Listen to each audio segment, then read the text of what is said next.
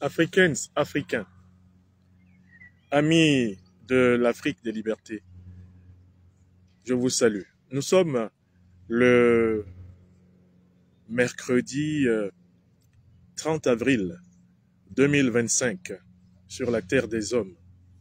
Et je voudrais, avant toute chose, sous la gloire du Tout-Puissant et de nos ancêtres angélisés, apporter mon soutien total en cette grande journée de mobilisation au Burkina Faso autour du président du Faso, son Excellence le capitaine Ibrahim Traoré. Je voudrais apporter mon soutien total à l'ensemble des peuples africains en lutte contre le despotisme, contre le néocolonialisme et contre l'impérialisme. Je voudrais aussi et surtout apporter mon soutien total à la grande confédération de l'Alliance des États du Sahel.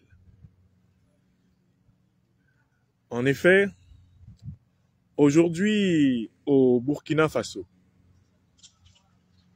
une immense mobilisation qui se développe également dans les diasporas d'Afrique, d'Europe, d'Asie et d'Amérique, a pour but de dire non au projet du néocolonialisme français et de l'impérialisme occidental et moyen-oriental, d'assassiner les leaders de la révolution africaine de ce 21e siècle pour pouvoir continuer à piller l'or, le pétrole, l'uranium, le manganèse, le coltan, pour continuer à piller de manière inexorable les richesses du continent le plus riche de la Terre, l'Afrique, notre mère terrestre. À cette occasion, je voudrais rappeler les Africaines et les Africains en général. Je voudrais rappeler les Burkinabés, les Maliens, les Nigériens en particulier, à prendre conscience de ce qui se passe. La mobilisation qui aujourd'hui remplit la place de l'indépendance de Ouagadougou et beaucoup d'autres places à travers le monde autour de son Excellence le président du Faso, cette mobilisation a une portée énorme. Et je m'en voudrais de ne pas avoir expliqué la portée de cette mobilisation en ce jour du 30 avril 2025. Le général Langley, commandant de la force impériale, commandant de la force néocoloniale américaine, une force illégale, illégitime et criminelle sur le territoire africain, laquelle force est commandée depuis Stuttgart en Allemagne. Lors d'une audition devant une commission parlementaire aux États-Unis, a osé présenter le président du Faso, son Excellence Ibrahim Traoré, comme étant une menace pour son pays et pour la sous-région. En cette ère du Verseau où nous avons décidé de ne plus rien laisser passer, c'est comme un seul homme que nous nous mobilisons pour dire au général Langley, pour dire à tous les dirigeants américains, à tous les dirigeants occidentaux, pour dire en particulier aux dirigeants français, ancienne puissance coloniale de la Haute-Volta, devenue plus tard en 1984 le Burkina Faso, pour leur dire que nous ne laisserons plus impunément agresser les peuples africains, nous ne laisserons plus impunément assassiner les leaders de la souveraineté, de la prospérité, de la sécurité et de la dignité des Africains. Mais il est important que tout le monde comprenne que ce n'est pas uniquement le président Ibrahim Traoré qui est visé. Il faut que vous compreniez que l'impérialisme occidental et le néocolonialisme ont toujours utilisé des stratégies de diversion pour pouvoir nous frapper, pour pouvoir nous pulvériser, pour pouvoir nous dominer. Si le général Langley, le commandant de l'Africom Youth, a ciblé la personnalité éminente du président du Faso Ibrahim Traoré, c'est pour essayer de nous distraire du fait qu'en réalité, la même puissance impérialiste américaine, les mêmes néocolonialistes français ont pour cible, eh bien, Assimi Goïta, ont pour cible Abdourahmane Tiani, comme ils ont pour cible Ibrahim Traoré. S'ils veulent se focaliser en apparence dans leur storytelling médiatique sur le président Ibrahim Traoré, c'est parce qu'ils veulent nous faire oublier qu'ils ont inscrit dans la liste noire de leurs services secrets tous les militants, tous les activistes, tous les intellectuels, tous ceux qui portent la voix de l'Afrique. Que ce soit à travers le continent africain, en Europe, en Amérique, en Asie, dans les îles des grands océans Atlantiques et Indiens. Le plan du néocolonialisme français et de l'impérialisme occidental en général contre l'Afrique est d'éliminer tous ceux qui portent la voix de l'Afrique. Donc, la grande mobilisation qui a lieu chez nous aujourd'hui à Ouagadougou est en réalité une grande mobilisation pour tout le continent africain. Ce serait une erreur massive de ceux qui participent à cette mobilisation d'oublier que Ibrahim Traoré, en fait, il représente le leadership africain indésirable pour le néocolonialisme français, pour l'impérialisme occidental en général et pour l'impérial terrorisme moyen-oriental, français ou occidental en général. Le président Ibrahim Traoré n'est rien d'autre que l'emblème du leadership menacé de la révolution panafricaine mondiale.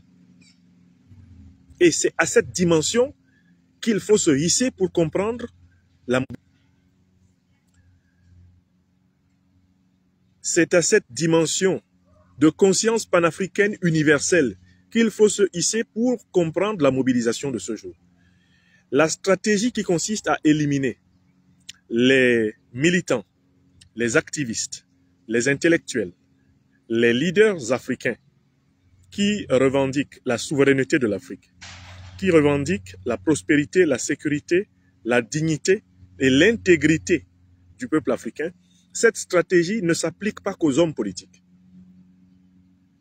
Je voudrais rappeler aux uns aux autres qu'il y a à peine 3 semaines, j'ai échappé à une tentative d'élimination physique dans un avion d'Ethiopian Airlines qui me transportait de Niamey à Addis Abeba. N'eût été la vigilance de mes compagnons de route et avocats, Maître Ndjifutawo Woshawo Aboubekr, Maître Alexis Iou et Maître Sylvain Senda, celui qui vous parle à cet instant devant cette caméra sur Facebook ferait partie des morts. En prenant rien que ce dernier exemple, cette dernière tentative d'assassinat dont j'ai été l'objet dans un avion de Ethiopian Airlines, vous pouvez comprendre ce qui est probablement arrivé à Niusere Kalala Omotunde, qui meurt à sa descente d'un avion d'Air France en Guadeloupe. Vous pouvez clairement comprendre ce qui est à travers ce que je vous rapporte. Vous pouvez comprendre ce qui est arrivé à Niusere Kalala Omotunde dans un avion d'Air France. Vous pouvez comprendre ce qui est arrivé à Guy Parfait Kolelas dans un avion d'Air France. Vous pouvez comprendre ce qui est arrivé à Félix Roland Moumier. Eh bien, dans un restaurant de Genève, en Suisse, en novembre 1960. Vous pouvez comprendre ce qui est arrivé à Lumumba, dans son pays, assassiné par la CIA, qui a payé 250 000 à Mobutu. Vous pouvez comprendre ce qui est arrivé à Thomas Sankara, le 15 octobre 87. Vous pouvez comprendre ce qui est arrivé à Paris à Dulcie Septembre. Vous pouvez comprendre de nombreuses éliminations de leaders africains à travers le monde et à travers l'histoire, comme Malcolm X, comme Amilcar Cabral, comme Martin Luther King. Vous pouvez comprendre que l'intelligence tactique et stratégique occidentale, chaque fois qu'elle est confrontée à l'éveil des Africains, recourt à la méthode utilisée lors de la période négrière. Un Africain libre d'esprit, un Africain cultivé, un Africain éclairé, un Africain fidèle à son peuple, un Africain qui participe à l'éveil de sa communauté, est dans la tête des oligarques néocolonialistes, impérialistes occidentaux et moyen-orientaux, un Africain mort.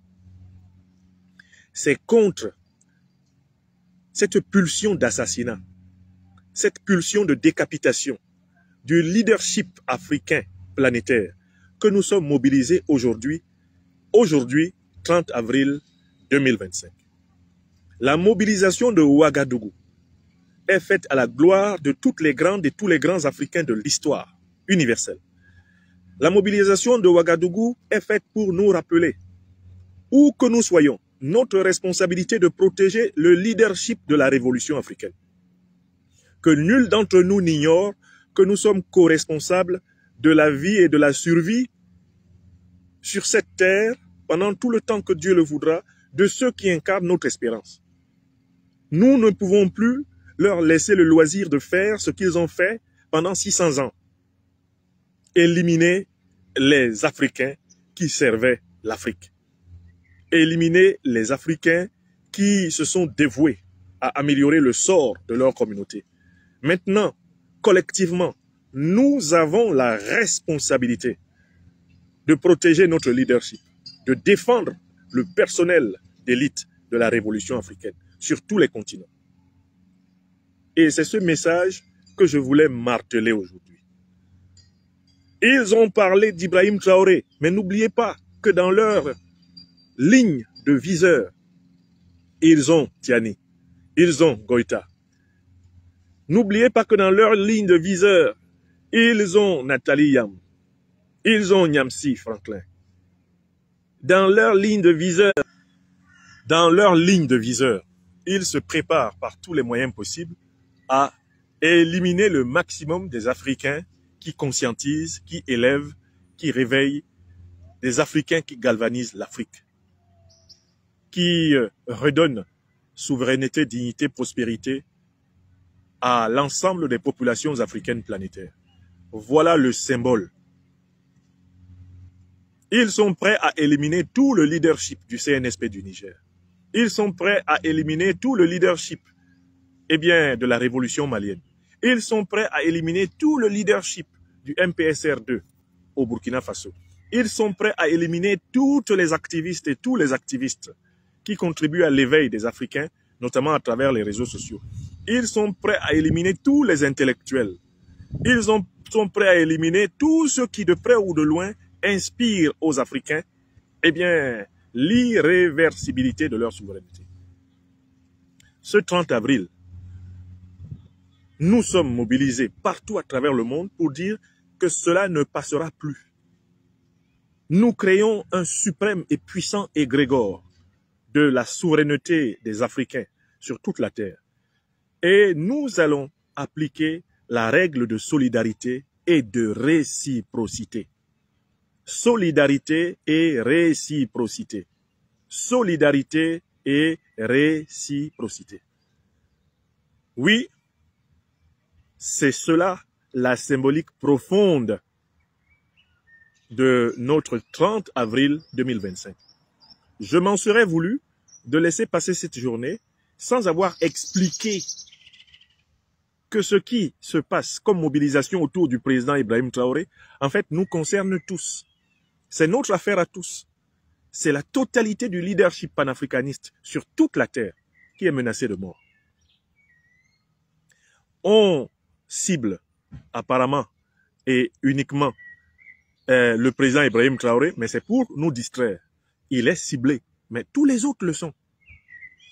Et en fait, on croit pouvoir nous distraire en donnant l'impression de ne cibler qu'un seul, alors qu'on nous cible tous. Alors qu'en fait, l'objectif, c'est de nous écrabouiller les uns après les autres. En nous donnant à chaque fois l'illusion que pour le moment, ce n'est pas encore notre tour. Donc, il ne faut pas que les Africaines et les Africains tombent dans cette erreur. Il ne faut donc pas que les Africains et les Africains tombent dans l'erreur ou l'illusion qu'il y aurait simplement quelques Africains qui sont la cible du néocolonialisme français, de l'impérialisme occidental et moyen-oriental. Non, c'est tout le leadership panafricaniste planétaire qui est pris en chasse et que nul ne se laisse distraire. Appliquons donc le principe de solidarité, le principe de réciprocité, et unis et solidaires, nous vaincrons. Je vous remercie. Merci à celles et ceux qui partagent ce message. Je suis Nyamsi Wa Cameroun Wa Africa, président de l'Institut de l'Afrique des Libertés, serviteur national. La première chose, abonnez-vous à cette page, cliquez sur le bouton s'abonner qui s'affiche juste en bas. Et la deuxième chose, cliquez sur la cloche de notification pour ne rater aucune des vidéos que je publie ici très régulièrement. Retrouvez KDW Africa sur YouTube, Facebook, TikTok.